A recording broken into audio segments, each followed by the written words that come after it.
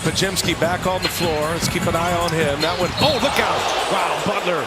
Now fast forward to just last night, Game 2 of the 2025 playoffs. Golden State Warriors versus Houston Rockets. Stakes, high, tension, off the charts. And who's leading the charge for the Warriors? Jimmy freaking Butler, the guy known for rising in the playoffs, for going nuclear when it matters most. But then, boom, disaster. Second quarter, Butler goes up for a rebound, and Rockets guard Amen Thompson slides underneath him. Jimmy lands hard on his lower back. The entire arena goes silent. Like, you could hear sneakers squeak levels of silent. And Jimmy, he doesn't scream, doesn't cry, but you can see it in his face. That pain isn't normal. He gets up, toughs it out, because that's who he is, and keeps playing for another 30 minutes. But if you were watching, you knew he wasn't. Right, post-game, the MRI confirms it. Deep gluteal muscle contusion. No structural damage, but enough to potentially sideline him for the next game, or worse, longer. And here's the kicker. The series is tied 1-1. This isn't just any playoff run. This is Golden State trying to make a last dance style push with Jimmy as the leader, the glue, the clutch machine. Rumors started swirling immediately. Was the fall dirty? Should Amen have been called for a flagrant? And of course, can the Warriors win without him? That's how big Jimmy's presence is. He's not just a player, he's the soul of this squad. And now, at the absolute worst possible time, he's on ice. We've seen this story before, counted out, injured, doubted. But here's the twist, Jimmy always comes back better. So yeah, this injury stings. It shifts the balance of the whole playoffs. But if history's taught us anything, it's that you never bet against Jimmy Butler, especially when the odds look this bad. Let's get one thing straight, Jimmy Butler didn't just make it, he survived it. I mean, think about this. While most 13-year-olds are stressing about homework or video games, Jimmy was out here with a backpack full of clothes and nowhere to sleep. His mom literally looked him in the eyes and said, "I don't like the look of you. You have to go." Can you imagine that? That's not some exaggeration for dramatic effect. That's real life. And there was no father waiting in the wings. No rich uncle. No support system. Jimmy had nobody. Tomball, Texas wasn't some fairy tale setting. This was a kid out on the streets, broke, alone, and without even the luxury of focusing on school or sports. You can't care about algebra when you're trying to figure out where to sleep or how to stay warm. And what makes this even more insane is that Jimmy didn't spiral. He didn't fall into crime or pity or give up. He made survival his mission. He crashed on couches, moved from friend to friend, and sometimes just wandered around with no destination. He didn't have time for basketball dreams. He didn't have a personal trainer or a highlight reel. He just had grit. And even when he started to hoop a little on playgrounds, he was 5'3", barely touching the net, and wasn't even close to being the best kid out there. But what he had, what nobody could teach, was that raw, relentless will to compete. Not to play, to compete.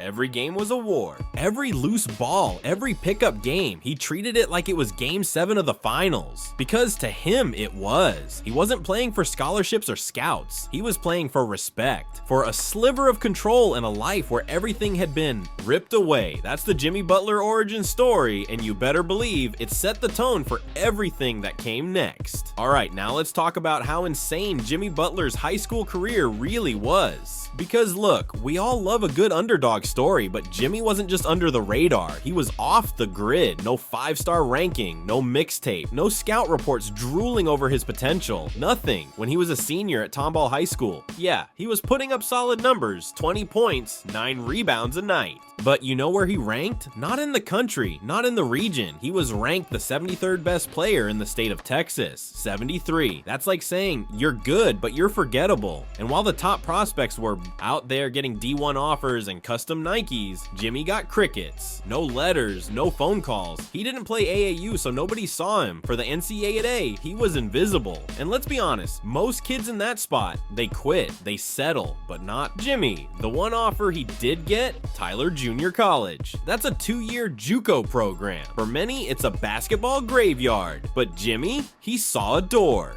Barely cracked open, sure, but still a door. He walked through it like it was Madison Square Garden. And just wait till you hear what he did next. No ESPN cameras, no fans blowing up his DMs, just dusty gyms, long bus rides, and dreams that most people had already laughed at. But Jimmy, he didn't care. He thrived in the shadows. His first game, 34 points. Just boom, no warm-up, no adjustment period. He came in like, let me show y'all something. Then he kept cooking, dropping 30s and 40s like it was light work. He finished the season averaging 18 points, 8 rebounds, and 3 assists.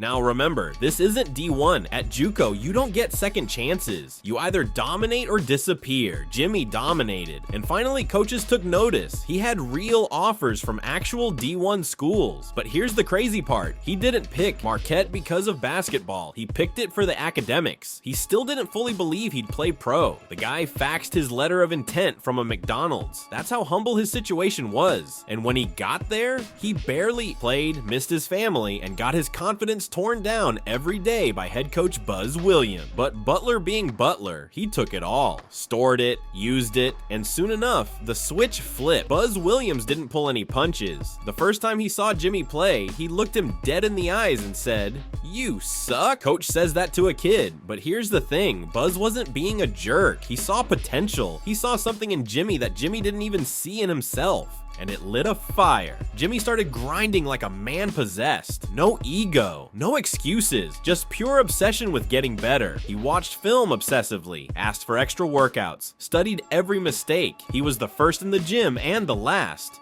to leave. Slowly his role expanded. Then he met Wesley Matthews, Marquette alum, who just made it to the NBA. Wes pulled Jimmy aside and told him, "You've got the talent to play in the league." That was it, the belief he needed. Jimmy snapped into a different gear. Senior year, he averaged 15 and 6, not crazy numbers, but if you watched the games, you knew. He did everything. He defended, facilitated, scored when needed, and led like a vet. Marquette made the Sweet 16 largely because of his all-around impact. And Jimmy, he finally believed he belonged. So here's Jimmy Butler, a senior coming out of Marquette. Not flashy, not hyped, no viral dunks or highlight tapes, just solid numbers, hard-nosed defense, and leadership that didn't show up in box scores. NBA scouts saw the hustle, saw the defense, but they also saw the flaws: limited ball handling, no real jumper, and a guy who still wasn't a pure scorer. The result, he slid all the way to the last pick of the first round in the 2011 draft, 30th overall. Think about how wild that is. GMs raved about his character, seriously. Almost every single one said he was one of the most impressive young men they had ever interviewed, but still, he was treated like a low-ceiling project. That's how badly the league undervalued him. The Chicago Bulls took a flyer on him. And Jimmy? He was emotional. Not because he proved people wrong. He said it himself. It was because he proved himself right. For the first time, he wasn't trying to silence the haters. He was just proud. Proud that the homeless 13-year-old made it to the NBA. But don't think for a second that the grind was over. Nah. Bulls coach Tom Thibodeau looked at Jimmy and saw a hustle guy. Someone to toss in during garbage time. No intentions of making him a starter. Jimmy had to fight his way up the depth chart again, but if you've been paying attention, you already know this is where Butler thrives. Alright, now this is where things really start to heat up. After grinding in the shadows during his first year in Chicago, Jimmy finally got a chance, but not because someone handed it to him. It took an injury to Derrick Rose and Luol Deng for the door to even crack open,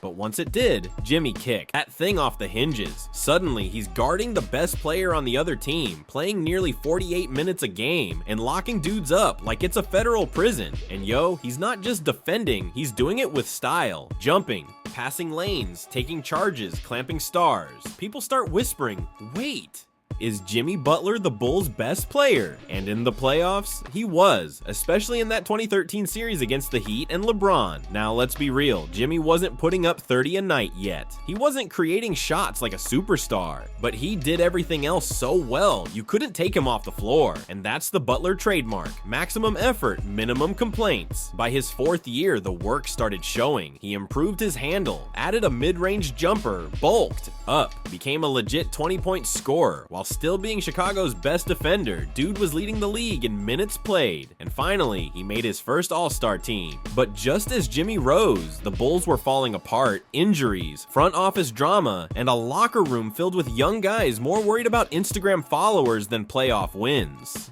Jimmy, he hated that, and when he couldn't take the losing culture anymore, he made a move that shook the NBA. Minnesota, man. Where do we even start? Jimmy Butler gets traded to the Timberwolves, and everyone's like, finally he's got a young talented squad to lead. You had Karl Anthony Towns, Andrew Wiggins, but Jimmy got there and quickly realized these dudes weren't built like him. They didn't want it bad enough. They were joking around after losses, laughing in the locker room, posting selfies after getting blown out. Jimmy was heated, and then came the practice. You know the one, legend, status. Jimmy shows up late, grabs a bunch of G League players, not even the regular team, and proceeds to beat the starters in a scrimmage. Trash talks the whole time, tells the GM, "You effing need me," and then dips. No shower, just chaos. ESPN was all over it. The media said he went too far. Twitter was melting down. But here's the thing, Jimmy didn't care. He wasn't there to make friends. He was there to win, and if his teammates couldn't handle the heat, they needed to get out of the kitchen. A few weeks later, he demanded a trade. Minnesota was done.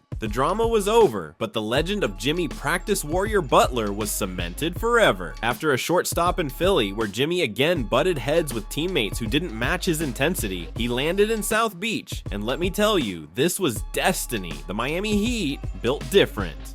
Pat Riley, Eric Spoelstra, that heat culture, grit, discipline, no excuses. That's Jimmy's love language. He walked into that locker room and instantly became the alpha. No more drama, no more begging teammates to care, because now everybody cared. And under Spoelstra, Jimmy's game leveled up. He became a better passer, a smarter scorer, and still played elite defense. He added a deadly floater, sharpened his mid-range, and even knocked down threes when it mattered. He averaged 6 assists per game, creating looks out of nothing. But what made it special, what really defined Butler's Miami era, was the playoffs. 2020 dragged that banged up squad to the finals. 2022 nearly did it again. 2023, 56 points against the Bucks in one of the most absurd playoff performances ever. The dude is a flamethrower when the lights come on. He hits clutch shots, locks, down stars, and talks trash while doing it. He's the kind of player who smells fear and feeds off it. Miami gave Jimmy the keys, and he became the engine, the driver, and the entire damn vehicle. He didn't just thrive, he became a Heat legend. Before all the fame, before the millions, before the playoff heroics, there was a kid sleeping on couches with no idea what tomorrow looked like.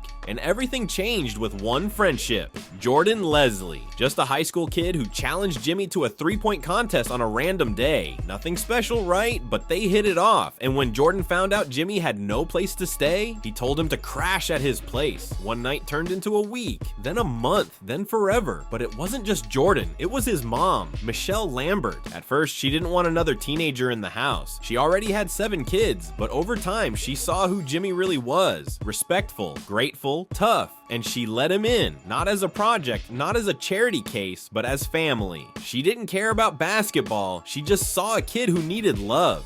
That home gave Jimmy more than just shelter. It gave him hope, a curfew, responsibility, meals, support, the basic stuff most people take for granted, but for Jimmy, it was everything. And if you ask him today, he'll still say that moment in that household saved his life. Because without Michelle Lambert and the love of that family, there is no Marquette, there is no NBA, there is no Heat culture story, there's no Jimmy Buckets. There's just a kid who never had a shot. That's why when you see Jimmy dive for a loose ball or scream after a clutch bucket, it's not just energy, it's a life story being told in real time, one bucket at a time.